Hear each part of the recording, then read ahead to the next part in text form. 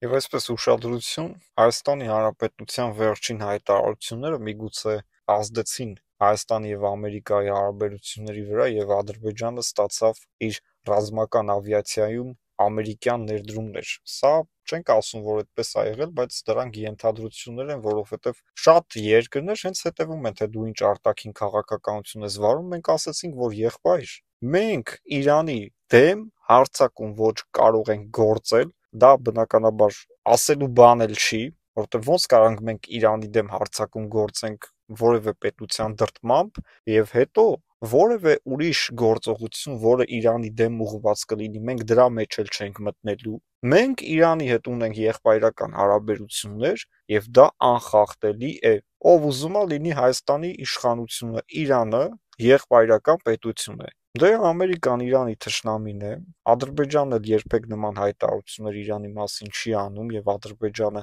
թե Թուրքիայի, թե Իսրայելի դաշնակիցն է, սա շատ կարևոր է, որովհետեւ Դոնալդ Թրամփը շատ լավ հարաբերություններ ունի Իսրայելի հետ, փայլուն հարաբերություններ, եւ փայլուն հարաբերություններ ունի հենց Թուրքիայի նախագահ Էրդողանի հետ, որը Ալիևին տալիս է շանսեր Միացյալ Նահանգներից զենք գնելու, Միացյալ Նահանգներից քաղաքական աջակցություն ստանալու։ Դոնալդ Թրամփը չէր նախագահը, որ Ալիևը 20 թվականին հարձակվեց Լեռնային Ղարաբաղի ժողովրդի վրա։ Դոնալդ Թրամփն էր նախագահը։ Բա որ ինքը պատերազմ կանգնեցնող նախագահը, այդ ինչի չկանգնեցրեց այդ հակամարտությունը։ Այդ որտեղից էր Ալիևը զինվում։ Իսրայելից։ Իսրայելին որտեղից զենք։ Իսրայելը արտադրում է զենք Միացյալ Նահանգների փողերով, եւ այսօր մտածում են, որ կկրակեն սահմանին, կհարձակվեն Սյունիքի վրա, ադրբեջանական իշխանությունները հրաժարվում են ստորագրել խաղաղության համաձայնագիրը։ Ոնց կարա մի բան համաձայնեցված լինի ու ստորագրված չլինի։ Եթե չի ստորագրվելու, ուրեմն մի բան չի համաձայնեցվել, բայց երկու երկրները, Հայաստանը եւ Ադրբեջանը, կանգնել են, ասել են, որ ամեն ինչ համաձայնեցվել է։ Ուրեմն չի համաձայնեցվել, եթե համաձայնեցվել է, ինչի չի ստորագրվել։ Ինչի է պատրաստվում Ադրբեջանը, նոր հարձակման։ Ադրբեջանում մտածում են, թե կարող են հարձակվել, հողեր գրավեն եւ ամեն ինչ այդպես լավ կլինի, կջնջենք, կանցնենք, կգնանք առաջ, այդպիսի բան չի կարող լինել։ Մի հատ թեթև հարձակում, մի հատ թեթև կրակոց։ Մենք ասել ենք, որ գնում ենք խաղաղության, բայց մենք չենք ասել, որ մեր երկիրը տալու ենք սրանց։ Ադրբեջանին էլ, Իրան նախագահին էլ սպառնում է շատ դաժան հարված։ Հայաստանի Հանրապետության զինված ուժերի կողմից Հայաստանի Հանրապետության զինված ուժերը համալրած թե հնդկական, թե ֆրանսիական զենքերով։ Տեսնենք այդ ինչ են անելու։ Հա գիտենք, որ մեզանից ավելին ունեք, բայց դա չի նշանակում, որ դուք մեզանից ուժեղ եք։ Ունենալը ուրիշ է, դա օգտագործել կարողանալը ուրիշ է, բայց մենք նաև կարող ենք հետևյալը ասել Միացյալ Նահանգների շատ պաշտոնյաներ կան հենց Դոնալդ Թրամփի թիմում, որ հայամետ են, աշխատում են խաղաղության օգտին, իսկ Հայաստանը հենց խաղաղության կողմնակիցն է, այսինքն մեր օգտին, եւ միգուցե այս մարդկանց հետ աշխատենք, կարողանանք այնպես անենք, որ Միացյալ Նահանգների գործընկերը մենք լինենք, ոչ թե Ադրբեջանը։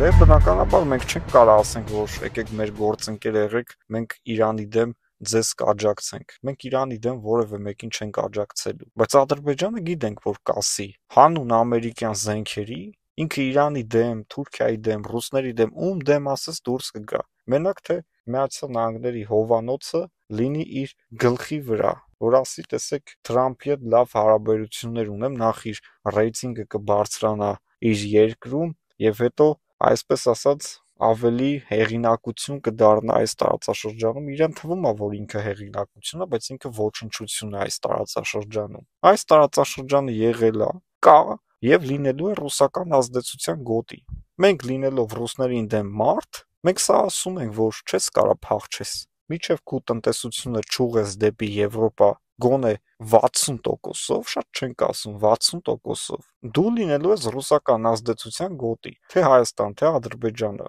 նույնիսկ Վրաստանը, որ այսօր իր տնտեսությունը ամբողջությամբ Եվրոպայի հետ է։ Մենք սպասում ենք նաև Ֆրանսիայի կողմից Ադրբեջանի այս հայտարարություններին շատ լուրջ ապտակ։ Մակրոնը վերջերս ասաց, որ Ալիևը խաղաղություն չի ուզում, նա մի բան ասում է, անում է ուրիշ բան, եւ սա նաև ցույց էր տալիս աշխարհին, որ մի հատ ուշքի եկեք,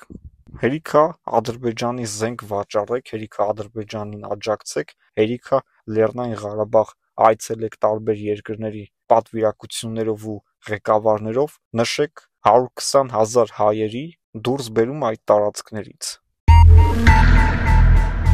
Ալիևը պնդում է, որ Ֆրանսիան դեմ է Հայաստանի և Ադրբեջանի միջև խաղաղության համաձայնագրի բովանդակությանը, այն թե ինչ է անելու Հայաստանը և ինչ է անելու Ադրբեջանը ըստ այդ խաղաղության համաձայնագրի, որի մեծամասնությունը հայ ժողովուրդը տեղյակ չէ, թե ինչ է գրված այդտեղ, միայն մենք վերջերս իմացանք, որ խոսքը գնում է այն մասին, որ պետք է սահմանից դուրս գան եվրոպացի դիտորդները, պետք է Հայաստանը իր դիմումները ետ վերցնի ընդդեմ Ադրբեջանի եվրոպական դատարանից, այսինքն սրանք բաներ են, որոնք խաղաղության համաձայնագրի հետ կապ չունեն, բայց ադրբեջանական իշխանությունները այդ ամեն ինչը մտցրել են որպես պայման և երկար տարիներ քննարկվել է, Հայաստանը մերժել է և վերջին ժամանակներում միայն Հայաստանը զիջումների գնաց և ասաց, որ իրենք կողմ են, թող չլինեն դիտորդները սահմաններին, բայց լինի խաղաղության համաձայնագիր և հետևաբար նաև ըստ էության խաղաղություն։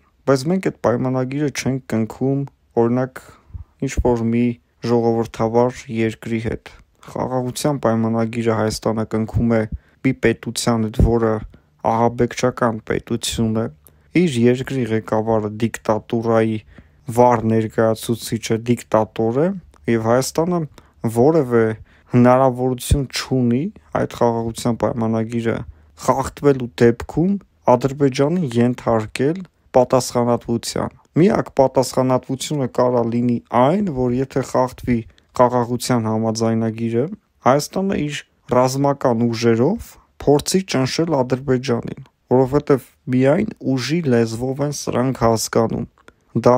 որևէ մեկը չի կարող հակառակը պնդել, ասելով, որ չէ, գիտեք, կարանք բանակցենք, ինչ պետքա բանակցենք մի մարդու հետ, ով չի ուզում բանակցել մեզ հետ։ Իհարկե Ալիևի խոսքերը դրանք մեզ համար ոչինչ չեն նշանակում և մենք չենք լսել Ֆրանսիայից նման հայտարարություն։ Ալիևի համար շատ լավ տարբերակ է խաղաղության համաձայնագիրը չստորագրել և մեղքը գցել հայերի և ֆրանսիացիների վրա, ասելով, որ Ֆրանսիան դեմ է, Հայաստանին ստիպել է, որ Հայաստանը չստորագրի, բայց ի սկզբանե Հայաստանը մինչև այսօր հայտարարում է, որ մենք պատրաստ ենք ստորագրել, Ադրբեջանը չի գալիս, որ ստորագրի, Ադրբեջանը ասում է, որ հայերը գիտեն, թե ինչ պայման կա, և այդ պայմանը Հայաստանի սահմանադրության փոփոխությունն է, անկախության հռչակագրի հիման վրա ստեղծված սահմանադրությունը պետք է փոխվի։ Հայաստանի Հանրապետության որևէ քաղաքացի Ադրբեջանի պահանջով սահմանադրության փոփոխության մասին քվեարկությանը չի քվեարկի այո։